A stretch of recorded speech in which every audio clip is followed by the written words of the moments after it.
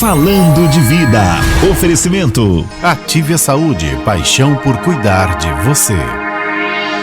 Para que você tenha uma melhor qualidade de vida, a Mensagem apresenta um programa que auxilia o seu dia a dia. Saúde, dicas, prestação de serviço. Falando de Vida está no ar. Falando de Vida. Apresentação Donizete Eugênio. Olá, um grande abraço, muito boa tarde. Já estamos de volta com o programa Falando de Vida para todo o Vale do Paraíba e também para você que está sintonizado na internet, sintonizado em nosso aplicativo. Aí já não tem fronteira para você ouvir aí o nosso Falando de Vida. Hoje, dia 31 de julho de 2019. Bye, julho. Tá indo embora, julho, e está começando o mês de agosto. O nosso programa está só começando com a apresentação de Dona Eugênio, a mesa de som dele, Antônio Márcio de Basbuim. Boa tarde, Buim. A direção é do Padre Luiz Fernando Soares. E o programa Falando de Vida, mais uma vez, abre espaço para abordarmos assuntos que, logicamente, orientam e também nos informam sobre qualquer fato que interfere no nosso dia a dia. E hoje nós teremos, mais uma vez, a nossa colaboradora de todo sempre aqui, né? Doutora Lília Gianazzi, que participa conosco. Vamos ao tema do dia. Até já. Falando de Vida. E o tema do dia.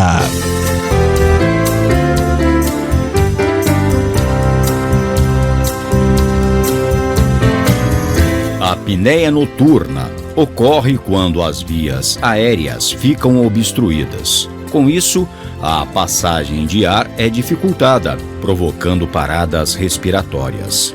Estudos indicam que a condição afeta de 33% a 35% da população brasileira e a doença aumenta o risco de hipertensão, diabetes, depressão e derrame. Quase todo mundo deixa de respirar por alguns segundos durante o sono, sem sofrer qualquer dano. Na maior parte das vezes, isso ocorre porque as vias aéreas ficam obstruídas e a passagem de ar é dificultada. Já se essas paradas respiratórias ocorrerem várias vezes enquanto a pessoa dorme, é possível que ela sofra da síndrome da apneia obstrutiva do sono, um problema que pode ter consequências negativas, não só para o bem-estar ao longo do dia, como também a saúde no geral.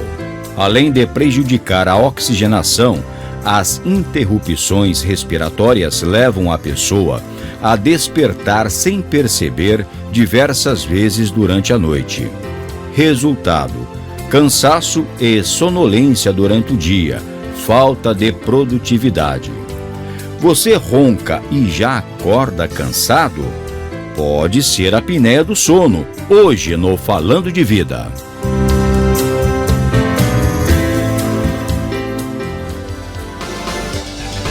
E o programa Falando de Vida já liberando para você os contatos, os telefones, os dois, né, Buim? Do 3954-3010 e também o 3011 liberado.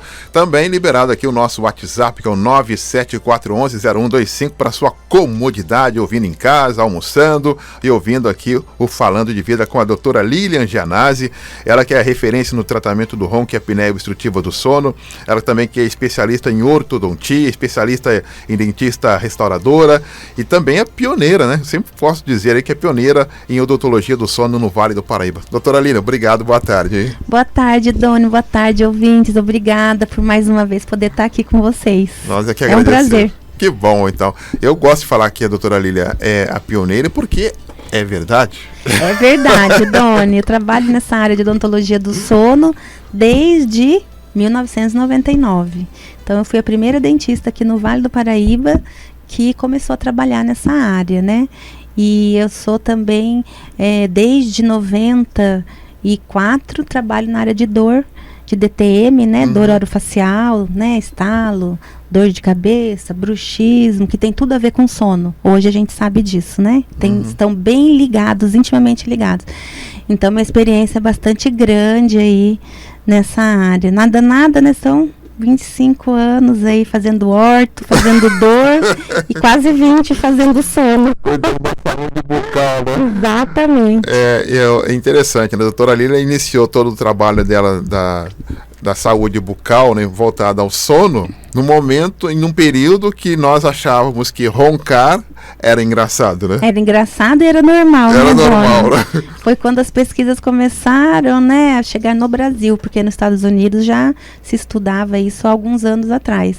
Mas começaram as pesquisas aqui e hoje, graças a Deus, já está bem mais divulgado, né, a necessidade de se tratar do ronco e da apneia do sono, né, considerando aí os riscos, né, cardiovasculares, de diabetes, riscos metabólicos e cognitivos, né, redução, né, da memória, redução do aprendizado, redução do foco e aumento do risco de acidentes no trânsito e no trabalho quando a gente ronca e tem a apneia do sono. Olha só.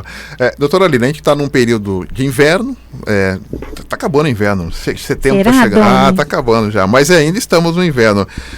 Quem ronca e quem tem apneia sofre um pouco mais nesse período? Sofre mais por causa do tempo seco, né? Então pode piorar, se a pessoa não trata, lógico, se ela não estiver tratando, né, do ronco e da apneia com o aparelho intraoral ou com a máscara CPAP, ela vai sofrer um pouco mais, porque você tem um ressecamento maior das vias aéreas, aumenta muco, você fica mais gripado nessa época, então você vai aumentar aí a frequência de ronco e apneia do sono. Ah, ok. A senhora falou do bruxismo também, que é outra especialidade, doutora Aline. Esse é um período também que a gente fica mais em contrição, né? A gente fica mais no frio, né? É verdade. O bruxismo também acelera nesse período? Em algumas pessoas pode sim, se a pessoa é muito friorenta, se ela se incomoda muito, não só com frio, mas com qualquer situação, né, que tira a gente da área de conforto, quem é bruxista tende a apertar mais os dentes ou ranger mais os dentes nesse período, né? E é importante destacar que os bruxistas, né, hoje a gente sabe que o bruxismo da vigília, ele é o grande vilão aí das nossas dores, aí, dor de cabeça, dor de pescoço, dor no ombro, e além do estrago aí que pode fazer na dentição, né? Desgaste, quebra de dentes. Detalhe, às vezes a mulher ou o homem reclama que está com a dorzinha de cabeça e vai lá e automedica, né? Pois é, não pode. E às vezes tem a ver com o bruxismo, muitas vezes tem a ver sim com apertamento diurno, né, durante o dia, e também o bruxismo do sono. Então a gente sabe hoje que existe 2 tipos de bruxismo, né? O que acontece enquanto a gente dorme, que é o bruxismo do sono, e o bruxismo da vigília, que é aquele que a pessoa aperta ou encosta os dentes durante o dia, sem perceber. Né? Então a pessoa às vezes nem sabe o que faz e tá cheio de dor, vive quebrando restauração, vive quebrando dente e acha que o problema é do dentista, né? Ou uma restauração que não ficou boa, não é. Muitas vezes a pessoa realmente aperta, não percebe e o dentista precisa identificar isso e tem tratamento, tem controle. Não tem cura, mas tem controle. A gente consegue reduzir esse hábito com alguns procedimentos. Para o dia seguinte, doutora Aline, qual que é a característica que pode ser que eu seja um bruxista? Por exemplo, dor no maxilar? Isso, se você faz o bruxismo durante o sono, alguns pacientes podem relatar ao acordar mandíbula cansada, o músculo da face pesado, ou mesmo dor, né? A mandíbula às vezes um pouco travada, não consegue abrir a boca logo de manhã, dor de cabeça, acorda com dor de cabeça, acorda com dor no ombro, acorda com dor no pescoço. Então, dor nos dentes, né? Porque às vezes a pessoa aperta tanto à noite que os dentes ficam todos doloridos. Mas não moles? Não moles, mas ficam doloridos. Tem até a sensação de que tá mole, mas não tá. Mas fica bem dolorido. Então, depende muito da força que foi aplicada naquela noite, né? Então, isso é uma das são queixas que a gente já pode inferir que o paciente tenha bruxismo do sono. Por exemplo, voltando à questão até mesmo de um aparelho, muita gente quero acertar meu dente, deixar tudo bonitinho. Mas antes dessa parte estética, tem que observar também se ela tem esse comportamento de bruxismo ou não? Sim, se ela tiver, tem que informar o paciente, né? Se ele tiver o bruxismo também, antes de colocar o aparelho para correção dos dentes, é importante que ele seja informado disso, porque se o paciente é bruxista, durante o tratamento, pode acontecer várias vezes a queda dos brackets, né? Que são os quadradinhos. De tanto que ele aperta, ele pode quebrar o aparelho frequentemente. Muitas vezes o paciente acha que é o dentista que não colou, a cola que não tá boa, do bracket, né? Mas muitas vezes não é. Ele é bruxista e ele tá pondo força demais durante o sono, só que ele não percebe. Então aí muitas vezes a gente tem que adaptar os 2 tratamentos para que o paciente tenha uma proteção aí do aparelho e dos próprios dentes, né, durante o período de correção. Uhum. Pergunta chegando aqui pelo nosso WhatsApp, a doutora Lília Janazzi. Eu gostaria que a doutora Lília falasse um pouquinho sobre sensibilidade nos dentes com água gelada. O que pode ser? Bom, geralmente a sensibilidade no dente ela é provocada pela raiz exposta.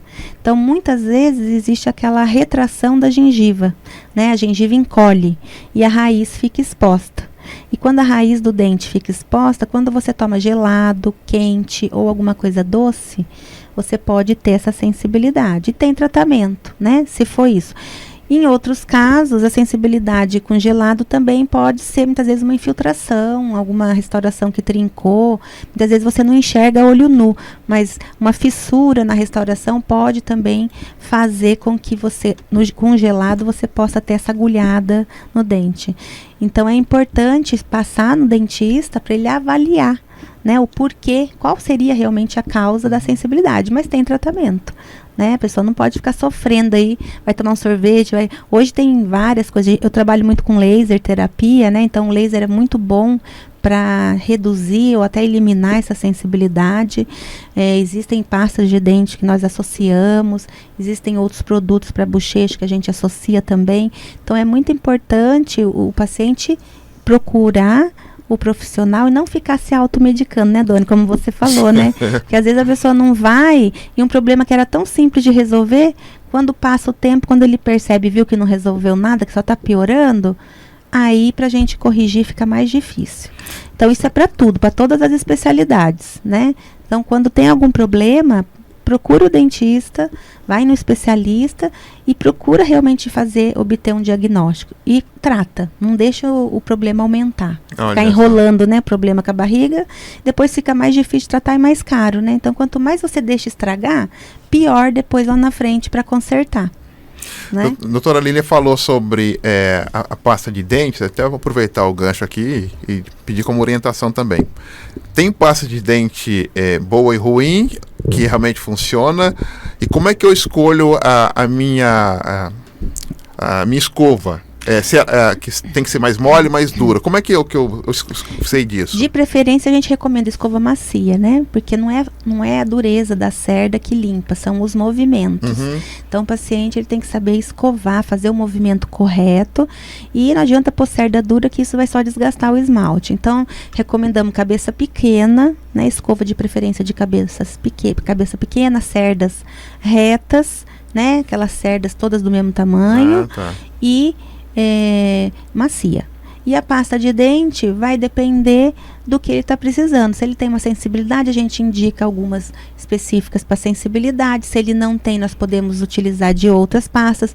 Então, tudo isso, o tipo de pasta, o componente da pasta, vai depender do quadro clínico que o paciente apresenta, da necessidade dele. Essa questão de pasta, dependendo da pasta, o dente vai ficar mais branco ou menos branco, não tem nada a ver, né? Não tem nada a ver. Algumas pastas que prometem, né, que tem branqueador, que tem clareamento, na verdade isso só vai desgastar mais o seu esmalte, né? Porque são produtos abrasivos que tem nela para poder tirar aquela superfície manchada, né, do dente. Então a gente não recomenda. A limpeza do dente ou o clareamento do dente, quem faz é o dentista. O paciente não deve fazer nada, comprar produto na internet, comprar produto na farmácia, né? Porque alguns lugares vendem, né? O clareamento, sei lá como que eles fazem aquilo. Então, o clareamento, ele tem que ter supervisão do dentista, sempre, né? A gente é que vai escolher o melhor produto para aquele paciente e saber antes de usar se os dentes dele estão em condição de usar.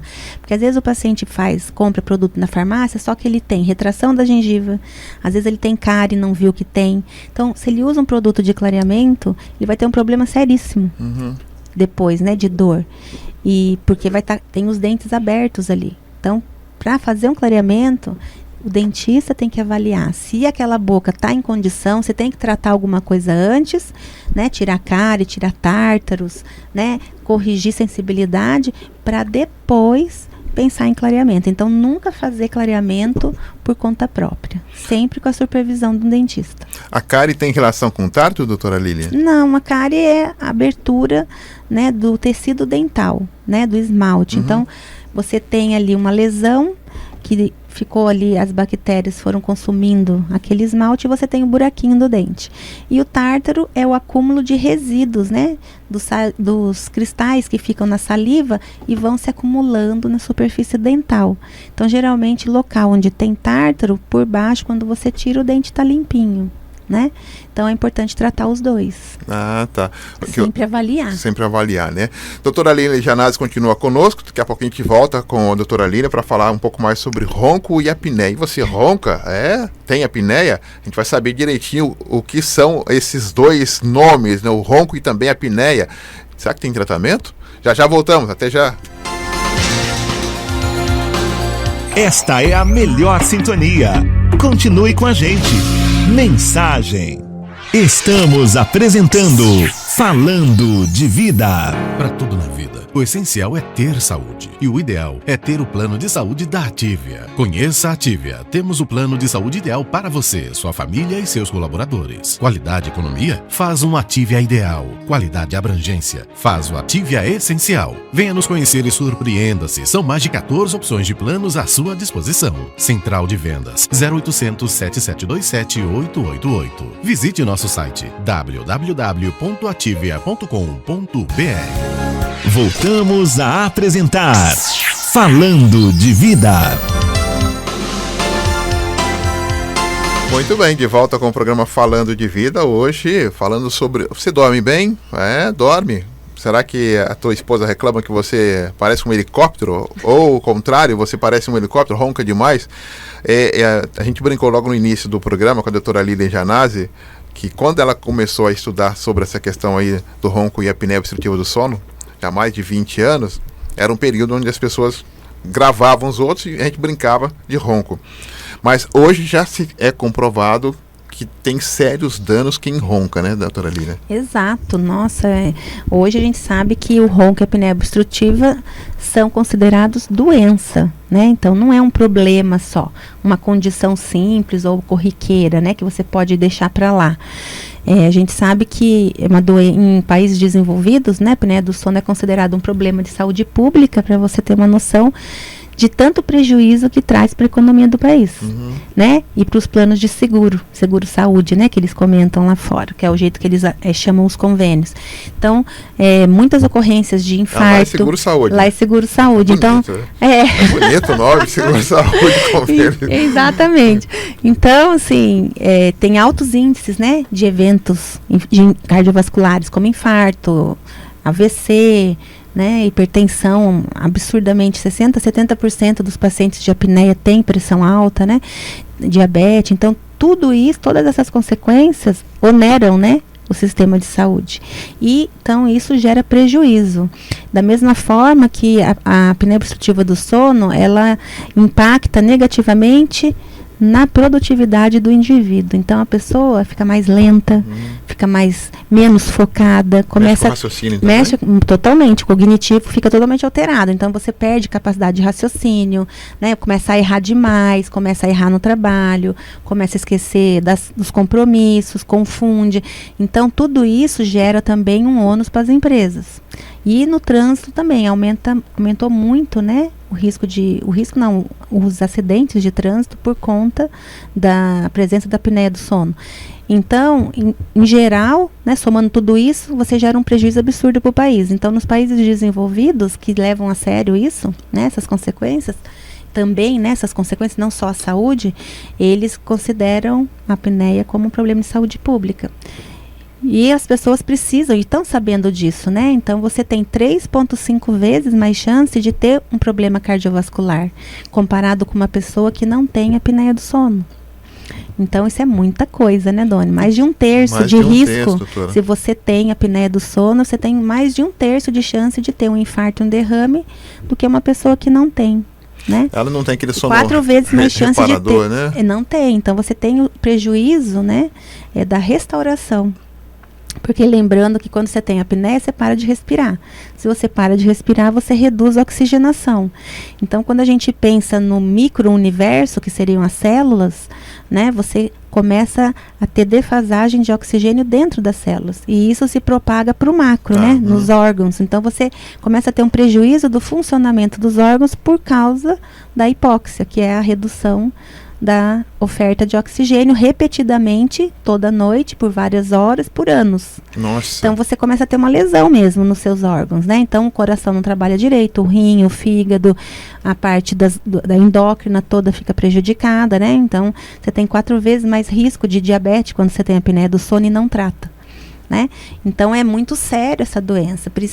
A gente precisa realmente cada vez mais tomar consciência de que roncou, precisa procurar o diagnóstico, né? Vai procurar um tratamento. Porque às vezes a pessoa ronca e deixa para lá. Então, se ela fosse, muitas vezes, naquele momento que ela percebeu, alguém falou que ela roncava, muitas vezes estava no início do problema. Às vezes nem a apneia ainda ela tinha, era só ronco. Aí não trata o ronco, isso vai evoluir para uma apneia, e quando a pessoa chega no consultório, muitas vezes ela já está com uma apneia mais elevada. Então, o que ela podia ter controlado com mais facilidade lá anos atrás, não procurou o tratamento, agora vai ter que muitas vezes... Ele começa muito leve, então, né? Ele começa de forma leve, né? Geralmente começa com ronco, né? Tá. Aí se você não trata, ele pode evoluir. Na maioria das vezes evolui para uma apneia, que aí é a falta de ar mesmo, né? Parada respiratória. E aí tem o grau leve, moderado e grave. E ela é uma doença que não para de evoluir, né? Só tem controle. Como usar óculos, então. Como usar óculos. Começou com um grauzinho, depois de caputa com 10, Isso, né? é bom exemplo. Exatamente, Doni. Você pode até usar o óculos, mas o seu grau vai aumentar. A apneia do sono também, você pode usar o aparelho intraoral, você pode usar o CPAP, mas com a idade, mesmo usando os tratamentos, ela vai sempre aumentar um pouquinho, porque a gente envelhece. Não tem como ir contra o envelhecimento, né? O nosso corpo vai ficando defasado, vai ficando desgastado.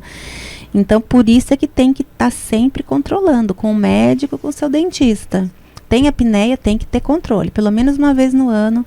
Tem que avaliar se o tratamento ainda está adequado, você tem que mudar de terapia, para não deixar o problema correr solto. A gente fala várias vezes, né, doutora Aline, que talvez a gente não saiba, né, o conceito de dormir bem, né? Não é só chegar, deitar e apagar e no dia seguinte não perceber o que aconteceu com o nosso organismo, né? Ou seja, é a hora da faxina, da higiene, para estar bem, né? Exatamente, a gente tem que dormir com qualidade.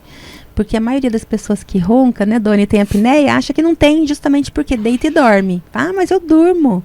Ah, eu durmo bem. Deita e dorme e ronca, né? Deita, dorme e ronca. Acha que dorme bem. Na verdade, o cérebro não está descansando. Porque cada vez que você tem uma parada respiratória, o seu corpo não consegue terminar aquela faxina que deveria estar ocorrendo durante o sono, né? E ele fica em alerta, não fica? Fica em alerta, você fica com uma atividade simpática, né? Ou seja, você fica com uma descargas de adrenalina durante a noite inteira, então você não chega a ter aquela redução do metabolismo para você poder descansar e poder fazer todas as tarefas, né? Trocar células, trocar hormônios, repor tudo aquilo que você gastou, os seus neurotransmissores. Então a gente tem que acordar restaurado, né, com todo o nosso corpo em ordem para trabalhar durante aquele dia.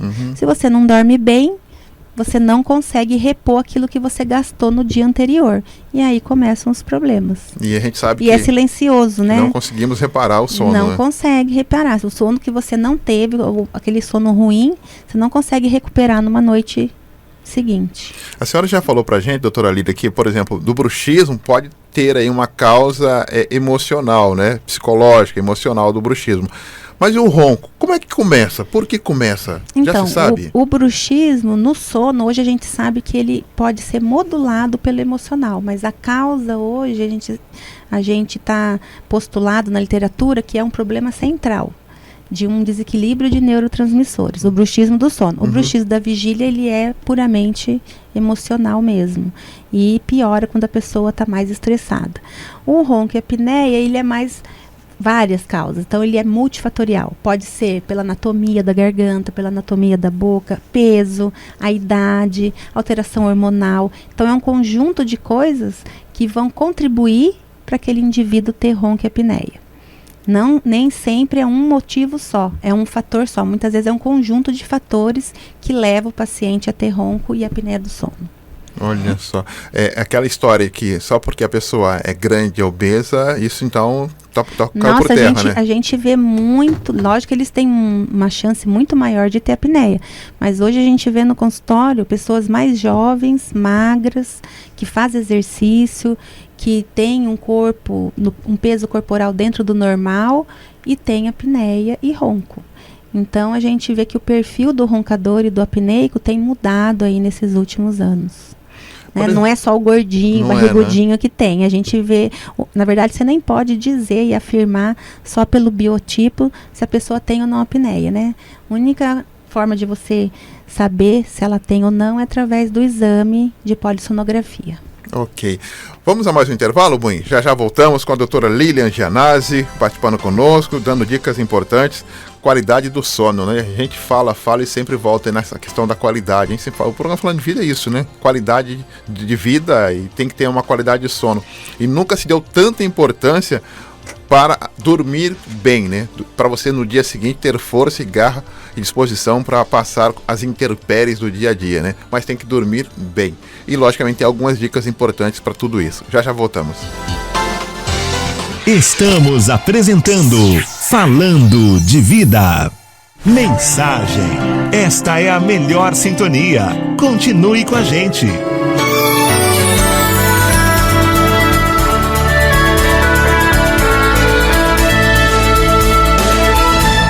Para tudo na vida, o essencial é ter saúde. E o ideal é ter o plano de saúde da Ativia. Conheça a Ativia. Temos o plano de saúde ideal para você, sua família e seus colaboradores. Qualidade e economia? Faz um Ativia ideal. Qualidade e abrangência? Faz o Ativia essencial. Venha nos conhecer e surpreenda-se. São mais de 14 opções de planos à sua disposição. Central de Vendas 0800 7727 888. Visite nosso site www.ativia.com.br.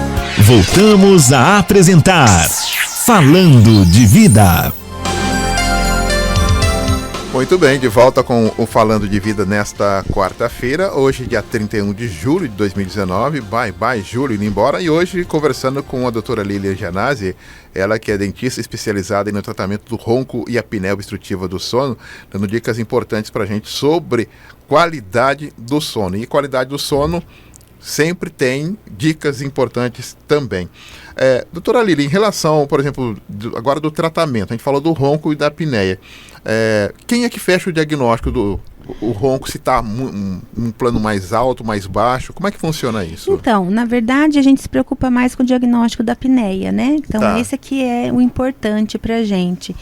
E o diagnóstico da doença é dado sempre pelo médico. Então, o médico é que vai dar o diagnóstico quando ele faz o laudo ali do exame de polissonografia, que o exame é laudado pelo médico. E a partir dali, dependendo da gravidade, né, do problema, nós teremos duas opções, na maioria das vezes. Ou é o aparelho intraoral, que é o aparelho que se usa para dormir apenas, encaixado nos dentes.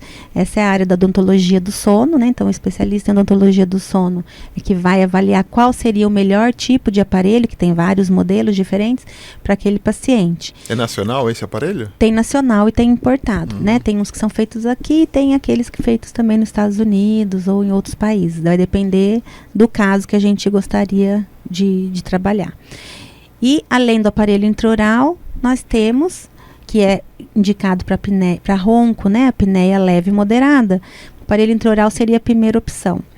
Aí nós temos também a máscara, que é o CPAP, que você geralmente indica como primeira opção para apneias graves, né? Moderadas e graves também. E muitas vezes o paciente prefere tentar uma abordagem menos agressiva, né? Porque o CPAP é uma máscara que fica com um tubo, né? Conectado no paciente, e muitos pacientes não se adaptam ou não querem tratar. Aí, nesse caso, mesmo nas apneias mais graves, o aparelho intraoral ele é indicado como uma segunda opção. O CPAP pode carregar, pode levar? Pode, os dois podem. Né? O aparelho intraoral ele carrega numa bolsa, porque ele é um aparelho que você veste ele nos dentes, né? Como uma placa. E o CPAP tem uma maletinha dele, uma maleta, que ele é um pouco maior, né? Uma caixa, tem a máscara, então você pode carregar esse CPAP e o aparelho para onde você for. Então, importante que o paciente seja tratado. né? Então a Academia Americana, ela deixou isso bem claro já no último guideline dela. Então os pacientes que não querem, né, com a apneia do sono, paciente que não quer usar o CPAP ou não se adaptou ao CPAP, ele deve ser recomendado para o uso do aparelho intraoral. Né? É melhor ele usar um aparelho intraoral nos casos graves do que ele não usar nada. Então ele precisa ter uma proteção contra essa doença que traz tanto estrago, né? E os trabalhos científicos têm mostrado que os resultados, né, na proteção cardiovascular, né, o resultado do uso do aparelho intraoral têm sido bastante eficazes. Então hoje a gente tem mais segurança para poder indicar com tranquilidade um aparelho intraoral mesmo nos casos mais graves.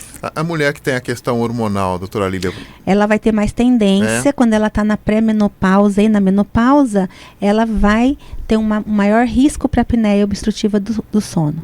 Porque a queda do estrogênio, né, faz com que a musculatura fique mais flácida.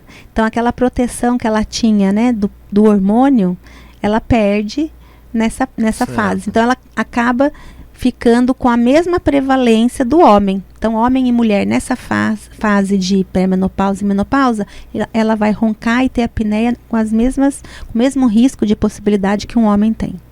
Olha só. Então, no caso, a mulher tem que se preparar, então? As mulheres precisam se cuidar, né? Então, evitar ganhar peso, né? Se manter sempre dentro do peso, né? Procurar ter uma vida saudável, uma alimentação saudável. E a gente recomenda que cuide dessa musculatura, né? Da faringe, da garganta. Então, existe tratamentos hoje com a fonoaudióloga, especialista em sono, que ela já pode ir trabalhando essa musculatura para prevenir que a mulher tenha ronco e apneia do sono. Então, não espere ter, né? Então, pouca gente sabe, mas existem alguns exercícios que a fonoaudióloga pode passar para essa paciente para que ela endureça essa musculatura, né? Tonifique, engane a natureza, né? Já que ela vai ficar mais, a musculatura da garganta vai ficar flácida, então ela já começa a fazer uns exercícios que vão atingir essa musculatura, para poder prevenir e reduzir a chance de ter ronco e apneia. Dá um drible na gravidade, né? Exatamente, é bem isso. Dá um drible na gravidade. Tem como. Ai, que coisa. Pergunta chegando aqui, doutora Lília, quem ronca normalmente vai ter apneia? Na grande maioria das vezes, sim. Então, se você não trata o ronco, né? Que o ronco é uma vibração. Essa vibração, ela atinge a musculatura toda ali da garganta. E esse trauma que esse ruído causa ali, deixa a musculatura mais flácida. Então, piora a qualidade muscular. Com o tempo, essa musculatura vai ficar muito flácida e vai começar a fechar durante o sono. Então, na maioria das vezes, sim, o paciente ele vai evoluir do ronco para uma apneia do sono. Então, sempre começa primeiro com o ronco. Sempre começa com o ronco. Por isso que tem que tratar. Reclamaram de você? Vocês que estão me ouvindo. Alguém reclamou que você ronca? Não estão brincando. Ninguém mente a respeito disso. A pessoa só vai falar quando está incomodada. Então, se alguém está se incomodando com o seu ronco, dê uma carta de crédito, né, para essa pessoa e vá procurar uma avaliação. Porque na maioria das vezes, se você for logo no começo, você só está roncando e a gente consegue um resultado muito melhor pro problema. A doutora Lília falou de um jeito que me lembrou o seguinte, né? Amigo de verdade é aquele que fala aquilo que a gente não gosta, né? Bem isso mesmo. Porque falar aquilo que a gente sempre gosta e a gente vai ficar feliz, não dá, isso né? Não é amizade. Não é amizade, falo né? Isso. Não é amizade. Quem é seu amigo vai falar realmente aquilo que precisa ser ouvido. Que é teu bem, né? Que quer o seu bem. Porque quem não quer o seu bem tá pouco se importando. Nem fala, né? Ver você fazendo errado até incentiva, né? Deixa lá, fica quieta, não falar, porque não tem tanta consideração. Agora, quem gosta da gente mesmo se preocupa. E quem se preocupa quer que a gente fique bem. Por isso que tenta nos corrigir, né? Exatamente. E detalhe, viu? Então, outra pergunta chegando, doutor. Por exemplo, eu dei uma roncadinha só semana passada. Aquela roncadinha de leve. Isso é indício de que eu estou tá pegando no tranco meus roncos? Então, isso é importante, porque o que é considerado um roncador? Quando que a gente considera um roncador habitual, ou seja, que o ronco realmente é um problema? Quando ele ronca mais de 3 vezes por semana. Então, se ele ronca de vez em quando come muito, ou quando está muito cansado, ou quando ele bebeu, né, que é normal, isso, a gente fica com a musculatura mais relaxada quando consome álcool. Então, quando o ronco acontece de forma isolada, não é frequente, isso não é um problema, qualquer um pode passar por isso. O que não pode é ter o ronco frequente, né? Toda semana você está roncando 3 vezes por noite ou mais. Quando você entra nesse ciclo, aí você já está com um problema instalado. Tá, então a bebida, ela auxilia, relaxa mais. E quem já é um roncador, piora mais ainda, né? Quem já é um roncador mesmo, que ronca todo dia ou 3 vezes na semana, ele vai ficar, na noite que ele beber, ele vai ter um ronco muito mais alto e vai ter mais apneia. O tabaco não influencia não, né? Também influencia, porque ele gera edema